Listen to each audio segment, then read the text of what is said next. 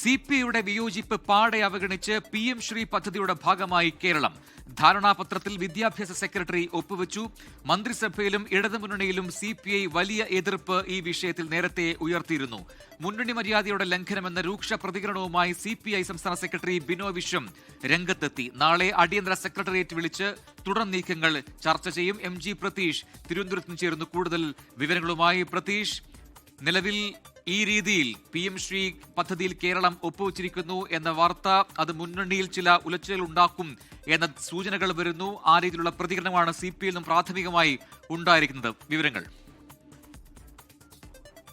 പ്രജിൻ, CPIയുടെ കടുത്ത എതിർപ്പിനെ വകവയ്ക്കാതെയാണ് PM ശ്രീ പദ്ധതിക്ക് കേരളം കൈകൊടുത്തത്. ഈ ഇന്നത്തെ യോഗത്തിൽ CPI സംസ്ഥാന കൗൺസിൽ യോഗത്തിൽ ഉൾപ്പെടെ ഇക്കാര്യത്തിൽ വലിയ എതിർപ്പ് CPI നേതാക്കൾ ഉന്നയിച്ചിരുന്നു. ഒപ്പം ഈ മുഖ്യമന്ത്രിയെ നേരിട്ട് വിയോജിപ്പ് CPI സംസ്ഥാന സെക്രട്ടറി ബിനോയ് വിശ്വം അറിയിക്കുകയും ചെയ്തിരുന്നു. ഈ ഘട്ടത്തിൽ കൂടിയാണ് ഈ PM ശ്രീ പദ്ധതിയുടെ ധാരണാപത്രത്തിൽ സംസ്ഥാന സർക്കാർ ഒപ്പുവച്ചത്. വിദ്യാഭ്യാസ സെക്രട്ടറി U വാസുകിയാണ് ഈ ധാരണാപത്രത്തിൽ ഒപ്പിട്ടത്. ഇതോടുകൂടി തന്നെ PM ശ്രീ പദ്ധതിയുടെ ഭാഗമായി കേരളവും മാറിയിട്ടുണ്ട്.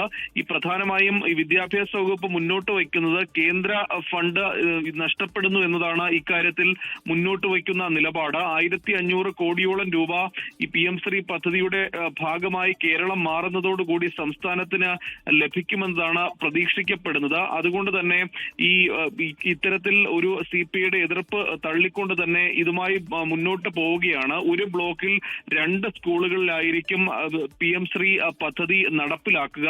ഇതുമായി ബന്ധപ്പെട്ട് നാളെ CPIയുടെ നിർണായകമായ തീരുമാനങ്ങൾ ഉണ്ടാകുമെന്നതാണ് പ്രതീക്ഷിക്കപ്പെടുന്നത്. മുന്നണി മര്യാദകൾ പാർട്ടി ലംഘിച്ചു, CPM ലംഘിച്ചു എന്നതാണ് പ്രാഥമികമായി CPI സംസ്ഥാന സെക്രട്ടറി ബിനോയ് വിശ്വം നടത്തിയ പ്രതികരണം. കൂടുതൽ പ്രതികരണങ്ങളിലേക്ക് അദ്ദേഹം മുതിർന്നിട്ടില്ല. നാളെ CPIയുടെ അടിയന്തര സെക്രട്ടേറിയറ്റ് യോഗം ചേരുന്നുണ്ട്. ഇതിനുശേഷമായിരിക്കും ഔദ്യോഗികമായ പ്രതികരണം CPI നേതാക്കളുടെ ഭാഗത്ത് നിന്ന് ഉണ്ടാകുന്നത്. എന്തായാലും ഈ തുടക്കം മുതൽ തന്നെ PM ശ്രീ പദ്ധതിയെ എതിർത്ത പാർട്ടി കൂടിയാണ് CPI. 2022 ഇത് നടപ്പിലാക്കുന്നതിനെതിരെ CPIM ഉൾപ്പെടെ രംഗത്ത് വന്നതാണ്. പക്ഷേ ഏകപക്ഷീയമായ ഒരു നിലപാടിലൂടെ PM ശ്രീ പദ്ധതി കേരളത്തിൽ നടപ്പിലാക്കുമ്പോൾ അത് ഈ ഇടതുമുന്നണിയിൽ തന്നെ വലിയ അഭിപ്രായ വ്യത്യാസങ്ങൾക്ക് കൂടിയാണ് വേദിയാകുന്നത്. MG പ്രതീഷാണ് വിശദാംശങ്ങൾ നൽകിയത് തിരുവനന്തപുരത്ത്.